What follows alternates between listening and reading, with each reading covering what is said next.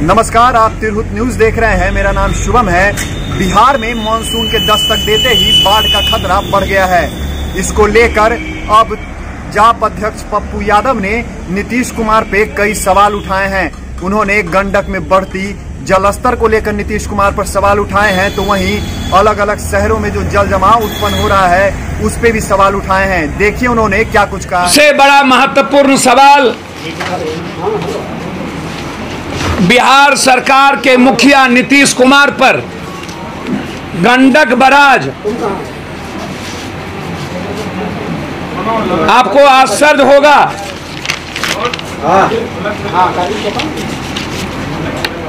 आप सोच के परेशान हो जाएंगे, लगभग लाल वेकिया, कमला और गंडक, ये जो सबसे बड़ा मामला है, 3 नदियों पर नेपाल ने रोक लगा दी और नीतीश कुमार आज तक डबल इंजन की सरकार है। उन्होंने प्रधानमंत्री से बातचीत नहीं किया। 3 महीने से काम बंद है। सिंचाई मंत्री झूठ का पुलिंदा लेकर चिट्ठी लिख रहे। अभी जब पश्चिमी चंपारण, मोतिहारी, मधुबनी, दरभंगा का इलाका लगभग बाढ़ के चपेट में आना शुरू हो गया। नहीं, आप छोड़ दीजिए भाई। जो सबसे बड़ा सवाल है, ये सवाल है नीतीश कुमार पर। जब पूरा बिहार कोरोना से प्रभावित, तब ये बकबक कर रहे हैं। जब बाढ़ के चपेट में नेपाल ने काम रोक दिया, तब नीतीश कुमार 3 महीने से प्रधानमंत्री से बातचीत नहीं किया। और अब ये चिट्ठी लिख रहे हैं जब हमारा इलाका पूरा बाढ़ से प्रभावित हो रहा है। यह सरकार फेल्योर है, 1 मिनट के रहने के लायक नहीं है। दूसरा, नेपाल को औकात में रहना चाहिए। हमारा संबंध रोटी बेटी और बाढ़ का नेपाल से हो चुका है।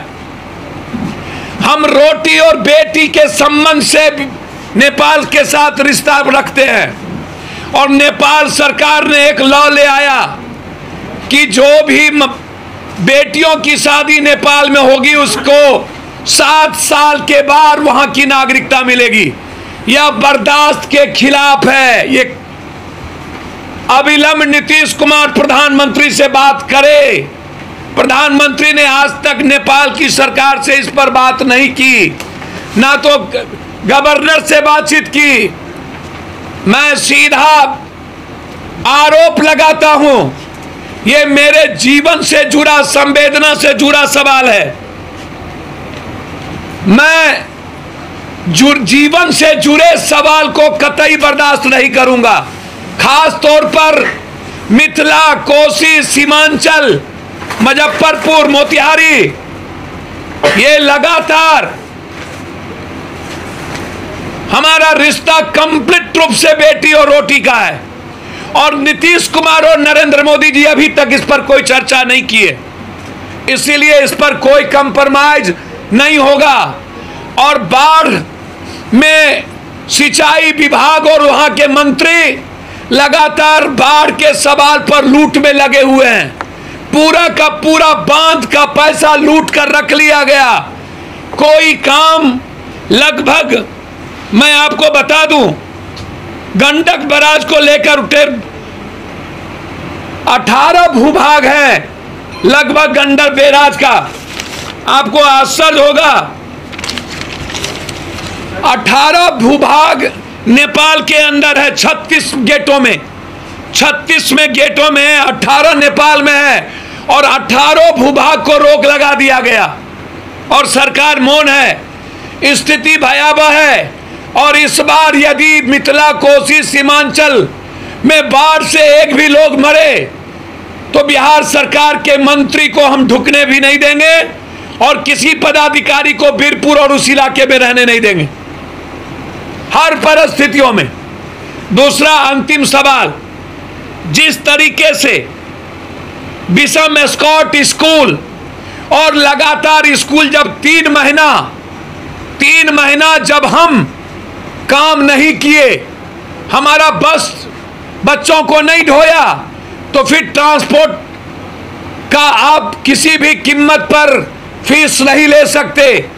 यदि सरकार ने इस तरह के हरकत पर कार्रवाई नहीं की तो हर परिस्थितियों में हम हर प्राइवेट स्कूल का बायकॉट करेंगे और बच्चों को नहीं जाने देंगे।